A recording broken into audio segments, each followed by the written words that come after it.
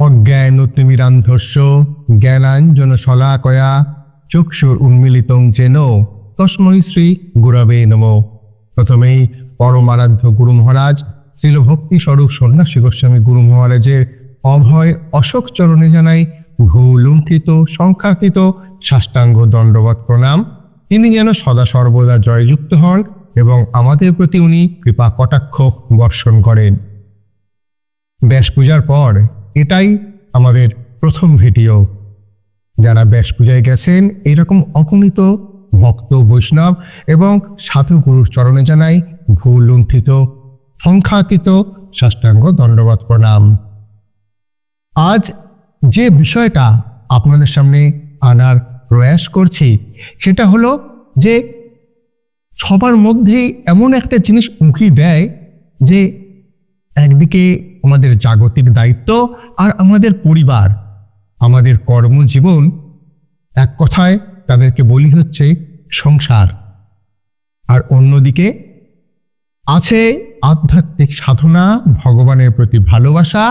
আর এই দুইয়ের মধ্যে একজন নিষ্ঠাবান ভক্ত ঠিক কিভাবে তার সঠিক পথটা খুঁজে পাবেন, চলুন আজ জানি গুরু বৈষ্ণবের আনুগত্যে এবং শাস্ত্রের আলোকে এর গভীরতা। দেখুন, প্রশ্নটা শুনতে একদম সহজ, তাই না? যে সংসার ধর্ম আর কৃষ্ণ ভক্তি, এই দুটো কি একসাথে পায়ে পা মিলিয়ে চলতে পারে? আমাদের অনেকের মনেই এই দ্বিধাটা আজ কাজ করছে। যখন ব্যাস পূজায় যাচ্ছি, দোলে যাচ্ছি, সাধুগুরু বৈষ্ণবের কৃপায় আনুগত্যে তাদের সাথে থাকছি, কতই না আধ্যাত্মিক চেতনাটা জাগ্রত হচ্ছে। কিন্তু যেই ফুলোর ঘাট বা বাসে করে মায়াপুর ধাম ত্যাগ করলাম, আবার সেই সংসারের চিন্তা মাথার মধ্যে এসে জমল। তাহলে ঘর সংসার সামলে কি আদৌ ভগবানের প্রতি একনিষ্ঠ হওয়া যাবে, নাকি ভক্তির জন্য সবকিছু ছেড়ে ছুড়ে দেওয়াটাই একমাত্র রাস্তা? এই যে মৌলিক প্রশ্নটা, এটাই আমাদের আজকের আলোচনার মূল কেন্দ্রবিন্দু। আসলে এটা কোনো নতুন প্রশ্ন নয়, বরং এক চিরন্তন দ্বন্দ্ব। যুগ যুগ ধরে সাধকেরা এই প্রশ্নের বরাবর মুখোমুখি হয়েছেন। একদিকে জাগতিক কর্তব্য পালনের একটা টান, আর অন্যদিকে আত্মার মুক্তি আর ভগবানের সেবার জন্য একটা তীব্র আকাঙ্ক্ষা কাজ করছে। এই দুয়ের টানা পূরণের মাধ্যমেই ঠিক আমাদের এই জীবনটা এগিয়ে চলছে।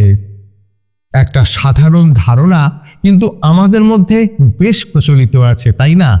যে আধ্যাত্মিক হতে গেলেই বুঝি ঘর বাড়ি পরিবার সব ছেড়ে ছুড়ে চলে যেতে হবে। কিন্তু বৈষ্ণব শাস্ত্র কি সত্যি এই ধরনের ত্যাগের কথা বলেছে, নাকি এর আড়ালে আরো কোনো গভীর দর্শন লুকিয়ে আছে? শাস্ত্র কিন্তু এই বাহ্যিক লোক দেখানো ত্যাগের চেয়েও অনেক শ্রেষ্ঠ একটা পথের কথা বলে। আসুন তো দেখি যে সেই পথটা ঠিক কি।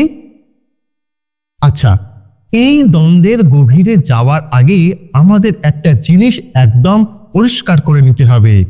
সেটা হলো এই সংসার বলতে শাস্ত্র ঠিক কি বোঝাতে চাইছে। কারণ আমরা সাধারণত যাকে সংসার বলি, শাস্ত্রের পরিভাষা কিন্তু তার থেকে একটু অন্যরকম এবং আরো আরো অনেক বেশি গভীর। এই যে স্লাইডটা দেখছেন, এখানে দেখুন, এখানে শাস্ত্রের কি অসাধারণ একটা সংজ্ঞা দিয়েছে। যুক্তি মল্লিকা বলে একটি গ্রন্থ আছে, সেখানে বলছে দুঃখ মোবেহি সংসারও। এর মানে হলো যা দুঃখ বা দুঃখের মূল কারণ তাকেই তো সংসার বলা হয়। তাহলে ব্যাপারটা কি দাঁড়ালো? সংসার মানে কিন্তু কোনো বাড়ি বা পরিবার নয়, এটা আসলে আমাদের চেতনার একটা অবস্থা, একটা বিশেষ মানসিকতা। তাহলে এই যে দুঃখময় বা বহির্মুখ সংসারের কথা বলছি, আমরা এর চেতনাটা ঠিক কেমন? এর প্রধান বৈশিষ্ট্য হলো আত্মসুখ কেন্দ্রিকতা। ভক্তি বিনোদ ঠাকুরের জৈব ধর্ম গ্রন্থে বলছে যে এর মূল উদ্দেশ্য হলো নিজের ইন্দ্রিয় তৃপ্তি। এরপর বলছে কনক অর্থাৎ ধন সম্পদ এবং কামিনী অর্থাৎ জাগতিক সম্পর্কের তীব্র আসক্তি। শাস্ত্রে তো আপনারা প্রত্যেকেই জানেন, বলছে যে কনক কামিনী প্রতিষ্ঠা বাগিনী ছাড়িয়াছে যারে সেই তো বৈষ্ণব। আর এই আসক্তি থেকেই কি জন্মায়? জন্মায় কামনা আর ক্রোধ, যার অধীনে হয়ে জীব এই মায়ার এই কঠিন বন্ধনে আটকে পড়ে। বেশ, তাহলে আমরা জাগতিক সংসারটা তো বুঝলাম। এখন আসা যাক সবচেয়ে এই ভিডিওর আকর্ষণীয় অংশে। যদি এই আত্মকেন্দ্রিক দুঃখময় সংসার ত্যাগের যোগ্য হয়, তাহলে বৈষ্ণবদের জন্য বিকল্পটা কি? আর সেটাই হলো কৃষ্ণের সংসার। চলুন দেখি যে এই ধারণাটা আসলে কি জিনিস। এই যে স্লাইডটা কিন্তু আমাদের পুরো আলোচনার একেবারে কেন্দ্রবিন্দুতে। শ্রী শ্রী চৈতন্য শিক্ষামৃত গ্রন্থে খুব পরিষ্কার করে বলা হয়েছে যে জাগতিক সংসার আর বৈষ্ণব সংসার বাইরে থেকে দেখলে কোনোই পার্থক্য নেই, আকৃতিতে কোনো ভেদ নেই। মানে একজন বৈষ্ণব পরিবারে থাকেন, উপার্জন করেন, সব দায়িত্ব পালন করেন। আসল পার্থক্যটা কোথায় জানেন? সেটা হলো নিষ্ঠাভেদ, মানে উদ্দেশ্য বা চেতনার মূল কেন্দ্রবিন্দু। মানে ব্যাপারটা হলো কাজটা কি করছেন সেটা বড় কথা নয়, কাজটা কি ভাবে করছেন সেটাই আসল।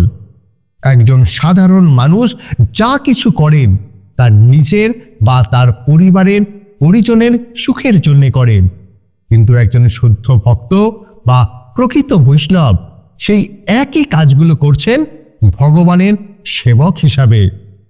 শাস্ত্রের ওই নীতি অনুসারে যে জীবের স্বরূপ হয় কৃষ্ণের নিত্য দাস, শুধুমাত্র তার প্রসন্নতার জন্যে। তার সমস্ত কাজের কেন্দ্রে তখন থাকেন স্বয়ং শ্রীকৃষ্ণ। ফলে বাইরের কাজটা এক হলেও ভেতরের চেতনাটা কিন্তু একেবারে আমূল বদলে যাচ্ছে। তাহলে প্রশ্ন আসে, এই যে একজন সাধারণ গৃহস্থ কিভাবে তার জীবনটাকে কৃষ্ণের সংসারে বদলে ফেলতে পারেন? এর জন্যেই শাস্ত্র কিন্তু আমাদের খুব পরিষ্কার একটা পথ দেখিয়েছে। চলুন সেই পথগুলোই এবার জেনে নেওয়া যাক। ছিল রূপ গোস্বামীপাদ এই শ্লোকের মাধ্যমে যুক্ত বৈরাগ্যের এক অসাধারণ ধারণা আমাদের দিয়েছেন। এর সহজ অর্থ হলো কোনো কিছুতে আসক্ত না হয়ে জগতের সমস্ত বস্তুকে গ্রহণ করা আর সেগুলিকে কৃষ্ণের সেবায় যুক্ত করে দেওয়া। কোনো কিছুকে কৃষ্ণ সেবা থেকে আলাদা করে ত্যাগ করাটা আসল বৈরাগ্য নয়, বরং সব কিছুকে কৃষ্ণ সেবায় নিয়োগ করাই হলো প্রকৃত বৈরাগ্য। কিন্তু এই যে যুক্ত বৈরাগ্যের কথা শুনলাম, এটাকে জীবনের কাছে লাগানোর জন্য এখানে কিছু সহজ ধাপ দেওয়া হয়েছে। প্রথমত, জীবনটা প্রত্যেকটা কাজের কেন্দ্রে শ্রীকৃষ্ণকে রাখা। দ্বিতীয়ত, ফলের আশা না করে অনাসক্তভাবে নিজের কর্তব্য পালন করে যাওয়া। তৃতীয়ত, পরিবারকে নিজের ভোগের বস্তু না ভেবে ভগবানের সেবক সেবিকা হিসাবে নিজেকে দেখা। আর এই সব কিছুর ভিত কিন্তু চতুর্থটা হলো নিয়মিত সাধু সঙ্গে হরিনাম করা। কারণ শাস্ত্রের সিদ্ধান্তই হলো সাধু সঙ্গ আর হরিনামের শক্তি ছাড়া এই সংসার সমুদ্র পার হওয়ার আর কোনোই উপায় নেই।